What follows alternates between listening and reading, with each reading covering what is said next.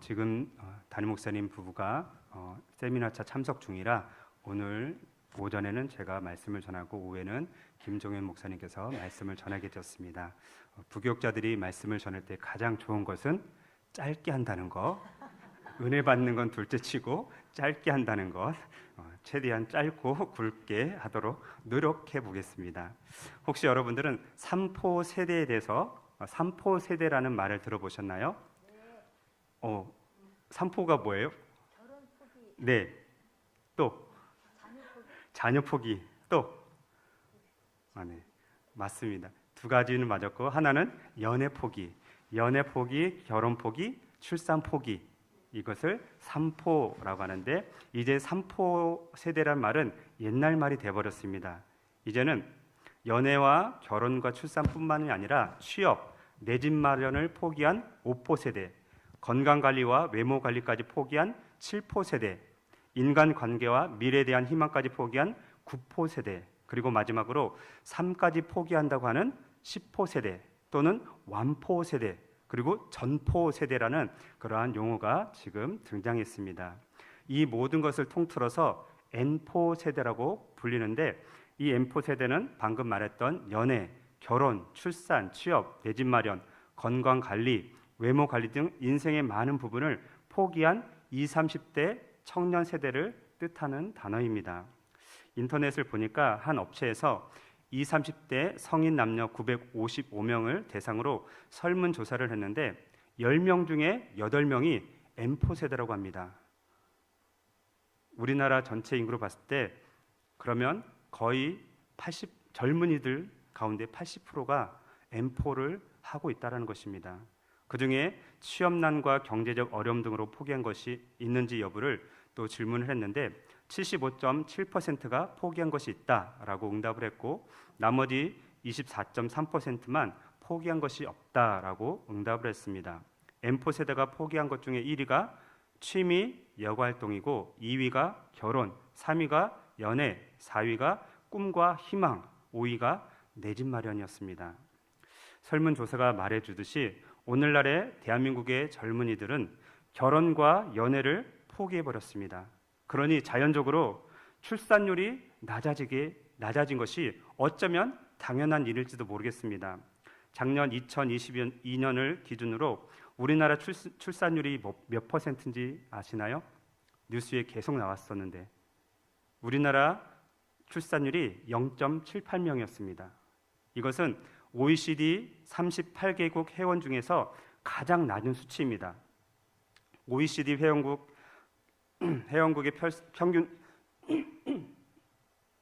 평균 출산율은 1.5659명인데 일본의 1.33명보다 훨씬 더 낮은 수치입니다.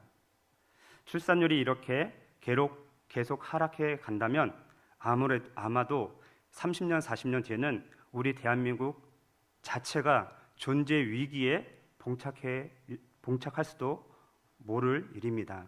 그래서 많은 사람들이 현 시대를 전쟁터와 같은 사회라고 말하기도 합니다. 저도 코로나가 한창 창궐했을 때 짧은 직장 생활을 해봤는데 일을 하면서 느낀 감정이 정말 이 세상은 치열한 전쟁터와 같구나라는 생각을 해보았습니다.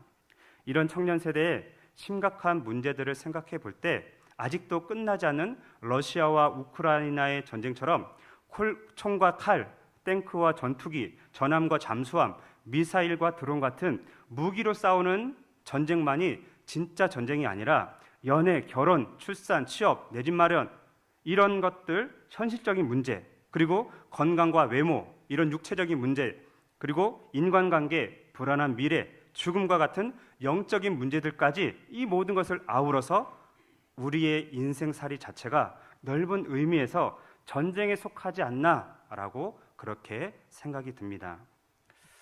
서론은 이 정도로만 하고 이제 본론으로 들어가 보겠습니다. 오늘 우리가 살펴볼 사무엘상 17장 41절에서 49절까지는 교회를 다니는 사람은 누구나도 다 알고 있는 아주 유명한 다윗과 골리앗 이야기입니다. 사실 다윗과 골리앗 이야기는 유치부 꼬마들부터 유초등부에 다니는 어린이들도 다 아는 내용입니다. 뿐만 아니라 교회를 한 번도 안 다녀봤어도 다윗과 골리앗 이야기는 한두 번쯤은 다 들어봤을 것입니다. 여기에 있는 여러분들도 이미 익히 들어서 알고 계시겠지만 오늘 말씀의 본문이기 때문에 배경을 짤막하게 설명해 보겠습니다. 최초의 철기 문명을 발달시킨 히타이트의 철제 무기 제조 기술을 가지고 블레셋 사람들은 이스라엘 백성들이 가나안 땅에 들어오기 전부터 이미 주중에 연안을 끼고 정착해서 살고 있었습니다. 블레셋 사람들은 이스라엘 백성들이 가나안 땅에 정착한 후인 사사 시대부터 이스라엘을 계속 침략을 하고 괴롭혔습니다. 그리고 이스라엘의 초대 왕이었던 사울 시대에 그 강도가 더욱 심해졌습니다. 특히 블레셋에는 싸움을 도두는 자였던 거인 골리앗이 있었습니다.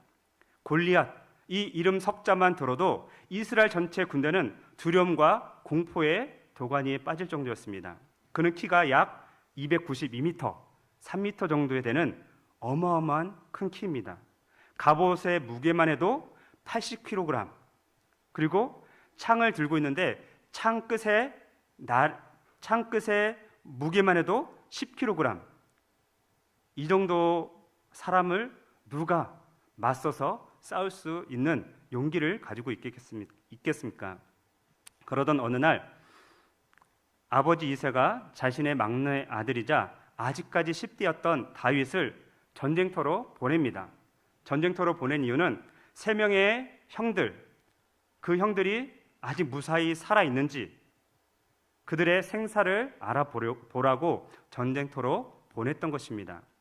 그때 하나님과 이스라엘의 군대를 모욕하는 골리앗의 말을 듣게 됩니다.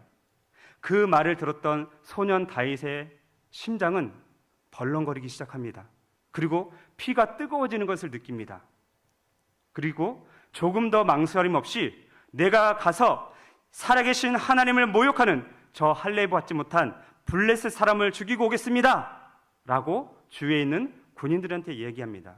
오늘날로 말하면 초등학교 5, 6학년 학생이 군인들이 모여있는 상황에서 내가 저 김정은을 무찌르고 오겠습니다 이렇게 말하는 것과 똑같은 겁니다. 그 말이 사울 왕 귀에 들리게 됩니다. 그래서 사울 왕은 자신이 입고 있었던 갑옷과 투구를 벗어서 다윗에게 입히고 씌웁니다. 그런데 그게 맞을까요?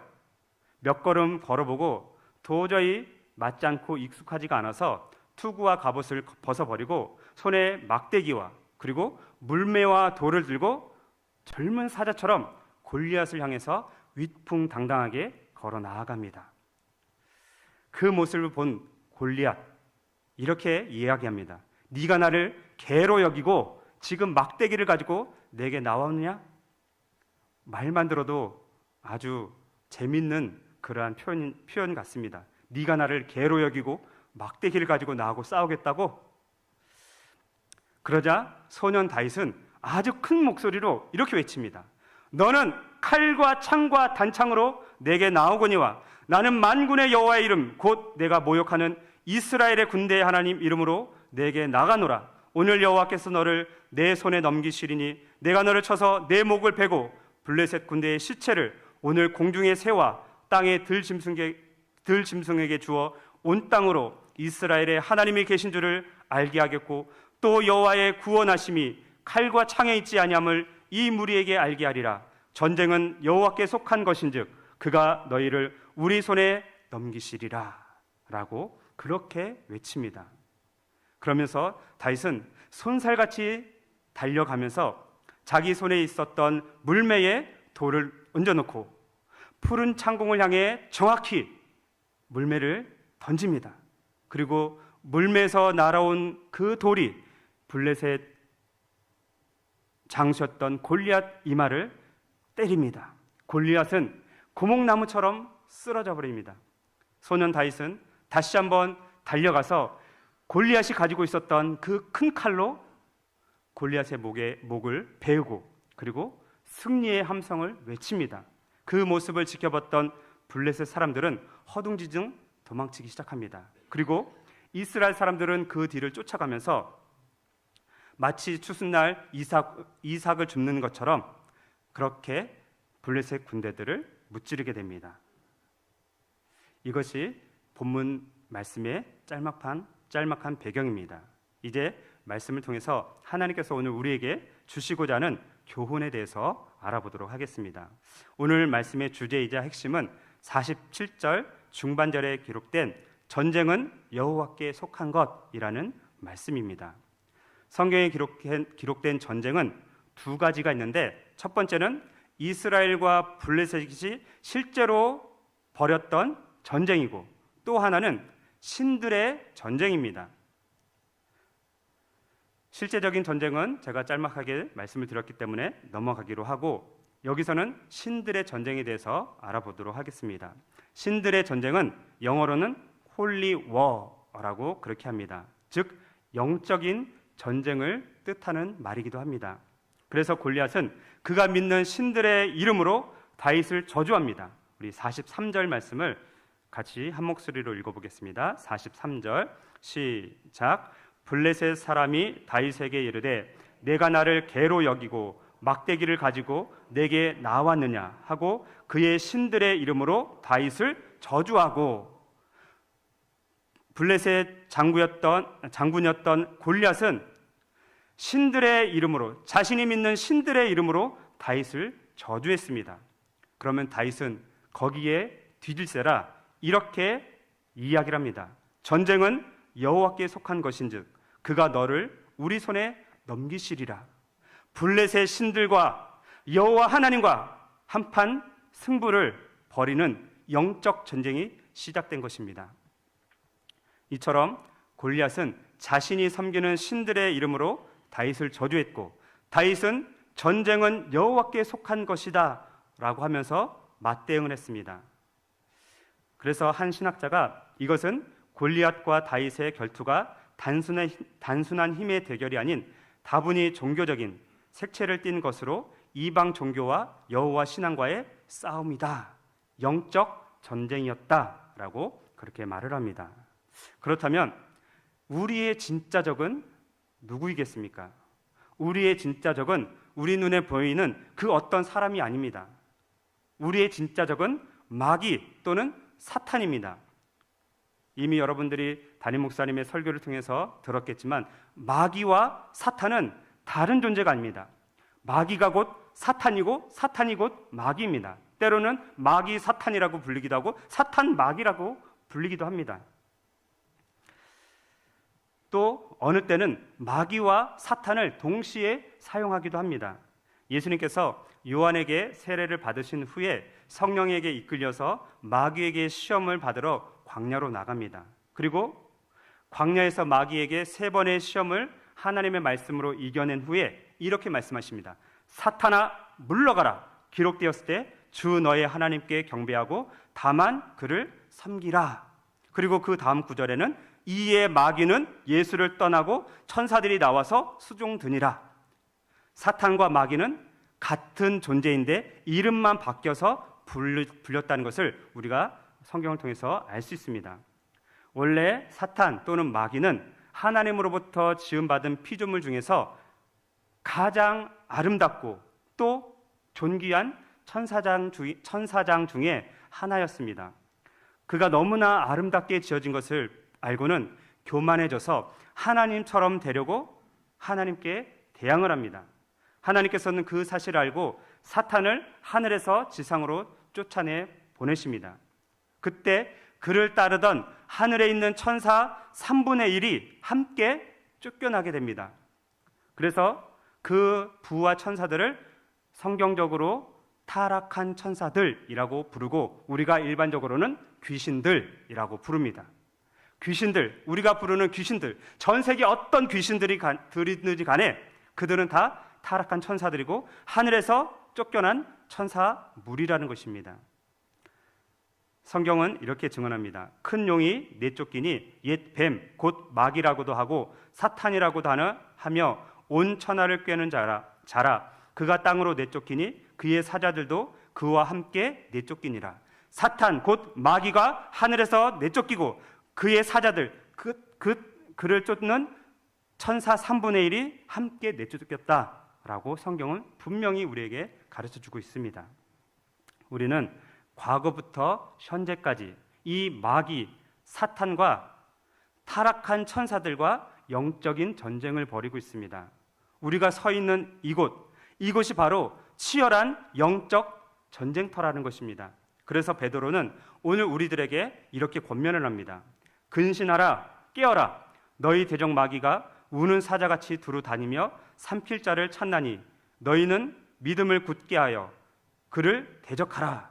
지금도 마귀가 우는 사자처럼 두루 다니면서 삼킬 자를, 자기 편으로 만들 사람들을 찾고 있다고 합니다.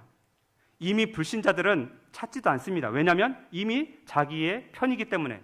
우리 같은 그리스도인이라고 불리는 사람들, 교회에 나간다고 하는 사람들, 이런 사람들을 지금 눈에 불을 켜고 우는 사자처럼 자기 편을 만들려고 찾아다니고 있다는 것입니다. 그래서 베드로는 믿음을 굳게 하고 그를 대적하라 라고 우리에게 권면하고 있습니다. 베드로뿐만 아니라 사도 바울이 동일하게 이렇게 권면을 합니다. 마귀의 관계를 능히 대적하기 위하여 하나님의 전신갑주를 입으라. 우리의 씨름은 혈과 육을 상대하는 것이 아니요 통치자들과 권세들과 이 어둠의 세상 주관자들과 하늘에 있는 악의 영들을 상대함이라. 지금 말씀에 보면 마귀가 나오고 통치자들, 권세자들, 이 어둠의 세상 주관자들, 그리고 하늘에 있는 악한 영들, 저희가 잘 모르지만 분명히 천사들도 계급이 있을 것입니다. 마귀는 타락한 천사들의 대장이었고, 그리고 통치자들, 권세자들, 이 세상 주관자들, 그리고 악한 영들이 순서적으로 이렇게 계급을 이루고 있을 거라는 것을 우리는 성경을 통해서 알고 있습니다. 그래서 우리는 이 두 사도의 권면처럼 영적 전쟁에서 마귀에게 패하지 않게 하기 위해서는 믿음을 굳건히 하고 또 그를 대적해야 합니다. 마귀는 지금도 우는 사자처럼 우리를 집어삼키려고 돌아다니고 있습니다. 뿐만 아니라 그의 졸개들은 타락한 천사들, 곧 귀신들을 풀어서 우리를 시험과 올무와 유혹에 빠지게 하고 있습니다. 오늘 대한민국의 현실을 한번 보시기 바랍니다. 여러분 텔레비전이나 아마 스마트폰 뉴스를 늘 보시지만 보고 싶지 않을 때가 너무 많지 않으세요? 그렇죠? 정말로 요즘에는 핸드폰 열어보기가 싫어요. 저는 집에서 TV가 없어서 TV는 안 보지만 일단 핸드폰 열어서 뉴스를 보는데 보기가 싫습니다. 그러면서 제 마음속에 느끼는 것은 세상이 미쳐가고 있구나. 저만 느끼는 감정일까요? 대한민국 현실을 보면서 세상이 미쳐가고 있구나. 그런 마음이 듭니다. 극도로 타락한 모습, 음란한 문화, 그리고 묻지마 살인, 이제는 마음껏 전철도 못하고 버스도 못하고 어디를 돌아다니도 못하는 그런 시대가 되어버렸습니다. 이런 것들은 바로 마귀가 그의 부하들인 타락한 천사들, 곧 귀신들을 시켜서 우리를 넘어뜨리려는 관계고 계략이라는 것을 기억하시기 바랍니다. 때문에 우리는 마귀를 능히 대적하기 위해서 하나님의 전신갑주를 입어야 합니다. 사도 바울은 당시에 로마에 살았기 때문에, 로마 시민권자였기 때문에 로마 군대가 얼마나 강하고 무서운지를 알고 있었습니다. 그리고 그들이 완전 무장을 했을 때 전신갑주를 입으면 그 어떤 적도 그들을 대항할 수 없다는 것을 너무나도 잘 알고 있었습니다. 그래서 그 모습을 보면서 우리 그리스도인들을 향해서 우리는 하나님의 전신갑주를 입어야 한다. 그래야 악한 날의 마귀를 능히 이길 수 있다라고 그렇게 우리에게 권면하고 있는 것입니다. 영적 전쟁은 이미 에덴 동산에서부터 시작이 됐습니다. 그리고 아직 끝나지 않았습니다. 사탄 마귀는 자기의 때가 얼마 남지 않은 것을 알고 있습니다. 그래서 더 발악을 하는 것 같습니다. 세상이 돌아가는 꼴을 보면서 왜 이러지? 왜 세상이 미쳐가고 있지?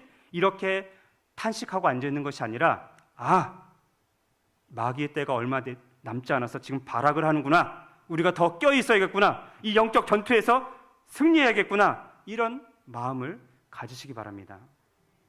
예수 그리스도께서 이 세상의 심판주로 재림하시는 날 악한 마귀 사탄은 완전히 멸망을 받게 될 것이고 그의 부하 졸개들 타락한 천사들도 멸망을 당하게 될 것입니다.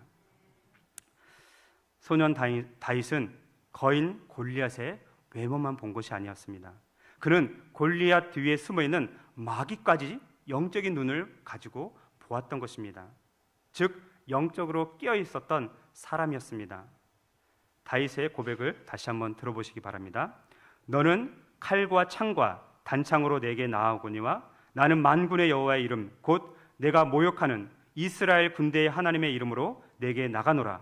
오늘 여호와께서 너를 내 손에 넘기시리니 내가 너를 쳐서 내 목을 베고 블레셋 군대의 시체를 오늘 공중에 세워 땅의 들짐승에게 주어 온 땅으로 이스라엘의 하나님이 계신 줄을 알게 하겠고 또 여호와의 구원하심이 칼과 창에 있지 아니함을 이 무리에게 알게 하리라. 전쟁은 여호와께 속한 것인즉 그가 너희를 우리 손에 넘기시리라. 아멘. 여러분, 이것은요 10살밖에 안 된 소년의 입에서 나온 말입니다. 30살이 된 장수들의 입에서 나온 말이 아니라고요. 10살밖에 안 됐던 소년 다윗이 이런 고백을 할 수 있었던 것은 그는 영적으로 깨어있는 사람이었기 때문에 가능했다는 것입니다. 비록 다윗은 소년이었지만 탁월한 영성을 가지고 있는 사람이었습니다. 그의 영성은 광야에서 만들어졌습니다. 광야는 그야말로 풀 한 폭이 나무 한 그루 제대로 자랄 수 없는 척박한 땅입니다. 제가 예전에 이스라엘 성지순례를 가봤는데 유다 광야와 요르단 광야를 가봤습니다. 제가 10월 말쯤에 갔고 아마 11월 초쯤에 이제 요르단 광야에 이렇게 가게 됐는데 버스 안에서는 에어컨이 너무 시원하게 나오기 때문에 밖이 얼마나 더운지 모릅니다. 그런데 요르단 광야에 딱 도착했을 때 버스 문이 열리고 밖에 내리는 순간 헉! 그냥 말이 필요 없어요. 헉! 왜 헉 소리가 났을까요? 11월 초인데 너무 더워서 그냥 헉 소리가 납니다. 그런 데서 단 하루도 살고 싶지 않았습니다. 물론 체험을 하는 이게 있어서 하루 동안 텐트에서 자는 체험을 했지만 이틀도 자고 싶지 않았습니다. 그런 곳이 광야입니다. 이스라엘 반은 그런 광야입니다. 예루살렘이 수도인데 지중해 쪽으로는 그나마 풀이 자랍니다. 그러나 예루살렘을 중심으로 동쪽으로는 사막입니다. 그리고 사막 한가운데 요단강이 있고 그 밑에 죽음의 바다라고 불리는 사해 바다가 있습니다. 예수님께서 시험 받은 곳이 바로 유대 광야에서 시험을 받았습니다. 이스라엘 별로 살고 싶지 않는 동네입니다. 그런 곳에 다윗은 광야에서 혹독한 훈련을 받았던 것입니다. 그곳은 사자와 곰이 있는 곳입니다. 맹수들이 있는 곳입니다. 이런 맹수들이 저 멀리서 양떼들을 노리고 있습니다. 양떼만 노리겠습니까? 다윗도 노리고 있었습니다. 그러나 소년 다윗은 그 광야에 홀로 남겨진 채 아버지의 양떼들을 돌보면서 돌팔매질을 열심히 연습을 합니다. 뜨거운 태양 밑에서 양떼들을 지킵니다. 그리고 때로는 밤하늘의 별들과 달들을 보면서 하나님과 깊은 교제를 나눕니다. 그는 하나님을 온전히 신뢰했습니다. 늘 하나님께 기도합니다. 그리고 주옥 같은 시들을 짓기 시작합니다. 그리고 그 시를 찬송으로 노래를 부릅니다. 여호와는 나의 목자시니 내가의 부족함이 없으리로다. 그가 나를 푸른 풀밭에 누이시며 쉴 만한 물가로 인도하시는도다. 내 영혼을 소생시키시고 자기 이름을 위하여 의의 길로 인도하시는도다. 내가 사망의 음침한 골짜기로 다닐지라도 해를 두려워하지 않을 것은 주께서 나와 함께 하심이라. 주의 지팡이와 막대기가 나를 안위하시나이다. 제가 일부러 시처럼 읽은 건 아니고요, 너무 감동이 돼서 빨리 읽을 수가 없었습니다. 하늘이 하나님의 영광을 선포하고 궁창이 그의 손으로 하신 일을 나타내는도다. 날은 날에게 말하고 밤은 밤에게 지식을 전하니 언어도 없고 말씀도 없으며 들리는 소리도 없으나 그의 소리가 온 땅에 통하고 그의 말씀이 세상 끝까지 이르도다. 하나님이 해를 위하여 하늘에 장막을 베푸셨도다. 아멘. 그 누가 이 엄청난 시들을 지을 수 있었겠습니까?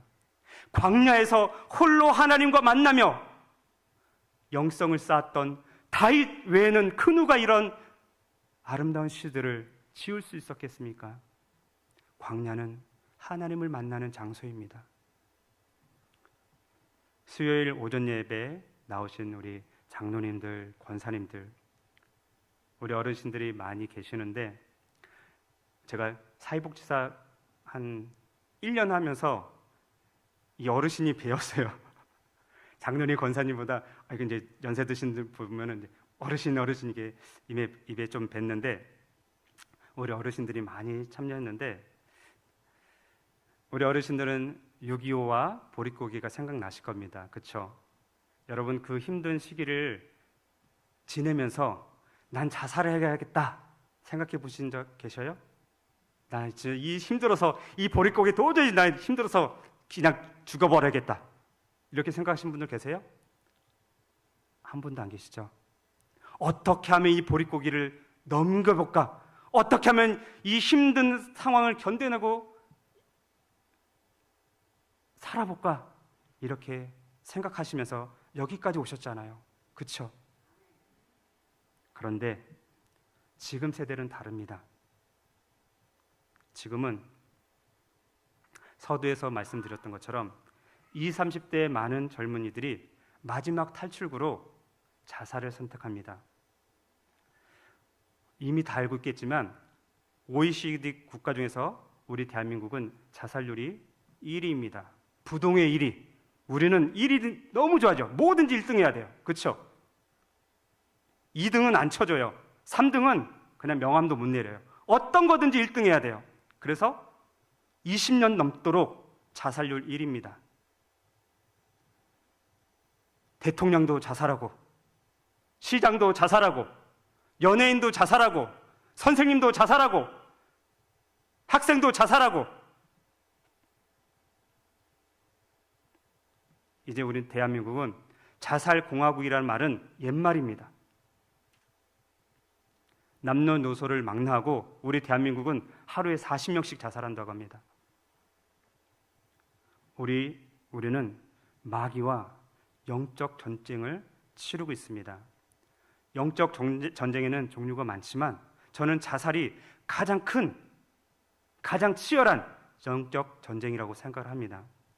대한민국은 노인에서부터 어린아이에게 이르기까지 자살이라는 덫에 걸려 있습니다.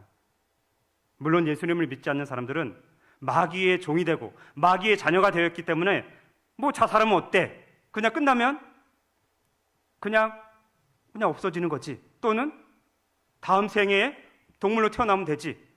좀 못 살았으면 식물로 태어나면 되지. 이것은 마귀가 주는 생각입니다.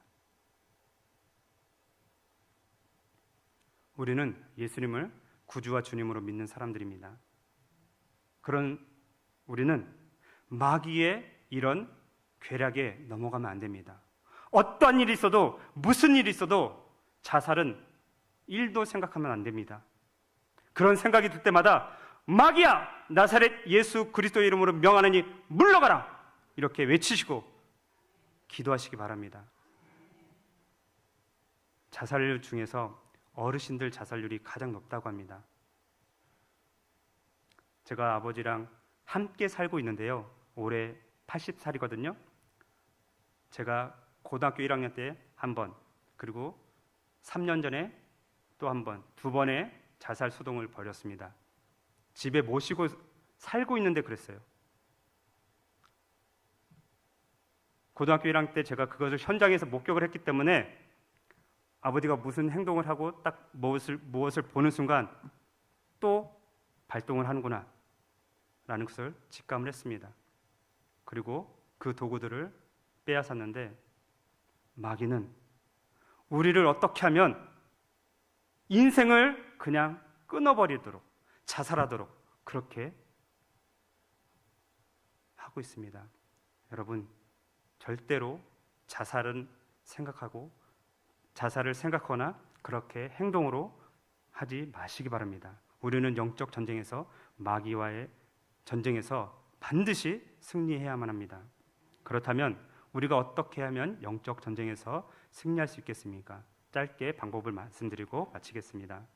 마귀 또는 사탄과 그의 졸개들인 타락한 천사들과 벌이는 영적 전쟁에서 우리가 승리할 수 있는 방법은 첫 번째는 마귀를 대적하는 겁니다. 마귀야, 예수 이름으로 물러가라! 대적하시기 바랍니다. 그리고 두 번째는 하나님을 온전히 신뢰하는 것입니다. 나는 하나님을 믿는 사람이야. 어디 감히 네가 나를 건드리려고 해.